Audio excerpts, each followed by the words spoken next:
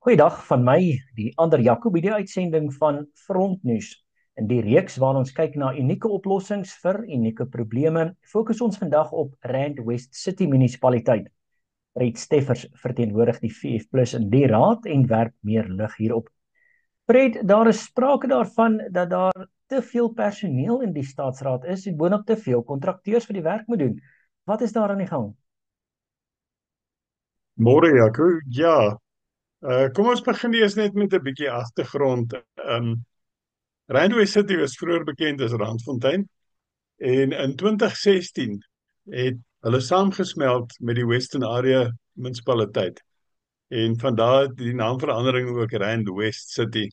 So dis 'n samesmelting tussen twee munisipaliteite. Nou in 2016 het hulle saamgesmelt en op daai stadium was daar oor die 2.500 amptenare wat vir die twee munisipaliteite gewerk het.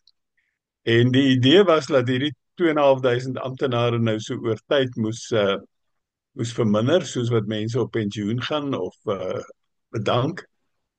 Ek is nie seker of dit heeltemal gedoen is nie. As ek kyk na die opset en as ek in die kantore rondstap of selfs in die strate rond beweeg, dan sien ek daar's um, 4 of 5 mense in 'n kantoor waarvan een miskien besig is om te werk en die ander 3 is besig om koffie te drink. So ek dink daar moet daadwerklik gekyk word na die poste wat daar is. Ek dink daar moet gekyk word na wat elkeen doen en kyk of daar in plaas van om nuwe aanstellings te maak, kyk of die personeel kan in ander poste aangewend word. Laat ons die getalle verminder, maar op hierdie stadium as daar 'n pos vakant gaan, dan word daar net 'n nuwe aanstelling gemaak. So die getalle kom nie af nie en my opinie is dat die stadsraad het nie geld nie. Hulle kan nie bekostig om hulle rekenings te betaal nie. En een van die hoofredes daarvoor is hulle groot salarisrekening. Hulle betaal op die oomblik 683 miljoen rand per jaar aan salarisse. Nou dit verteenwoordig omtrent 20% van die inkomste van die stadsraad, wat vir my heeltemal te veel is. Fred, wat is die oplossing? Sou jy sê 'n audit is voldoende? Ek dink nie net 'n audit nie, maar dan daadwerklik as nadat jy die audit gedoen het, moet 'n mens gaan kyk watter poste is oorbodig. Daar's heel waarskynlik 'n paar poste wat nie nodig is meer nie. Maar dan watter poste word die amptenare gedupliseer? En dit of hulle moet op vroeë pensioen gaan, die oorbodige amptenare, of hulle moet herontplooi word, miskien in ander posisies. In die aard van die saak, mits hulle die kwalifikasies het om daai posisie, daai rol te vertolk. Maar dan moet daadwerklik gekyk word na die hele situasie rondom die personeel.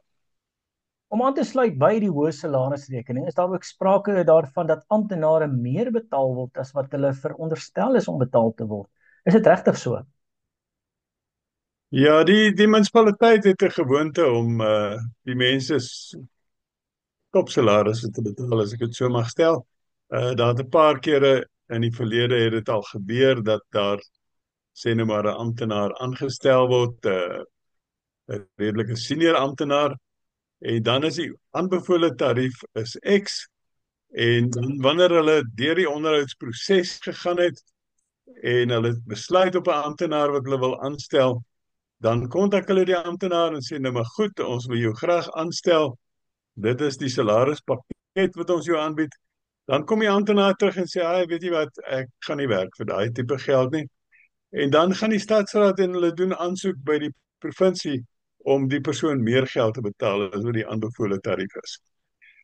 So daar's heelwat sulke gevalle waar die ouens meer geld kry as wat die aanbevole tarief is. Oplossing, Fred? Ja, weer eens, ek dink dit gaan oor kwalifikasies en dit gaan oor kundigheid, en ons sit met 'n oorbodige klomp personeel. Miskien moet die personeel dan opgelei word. Jy weet, in plaas van om 'n nuwe aanstelling te maak om te sê, goed, kom ons neem hierdie persoon A, ons lei hom op om die pos wat vakant geraak het in die tesourier afdeling byvoorbeeld te voltooi en daar werksaam te wees. Ek dink dis gaan alles oor herontplooiing en die vasstel van wat amptenare kan doen en hoe hulle dit kan doen en wanneer hulle dit moet doen. Baie dankie aan Fred Steffers, hy's 'n raadslid in die Rand West munisipaliteit en hy verteenwoordig die VF+. Van my, die ander Jaco, tot volgende keer, DV, wederom.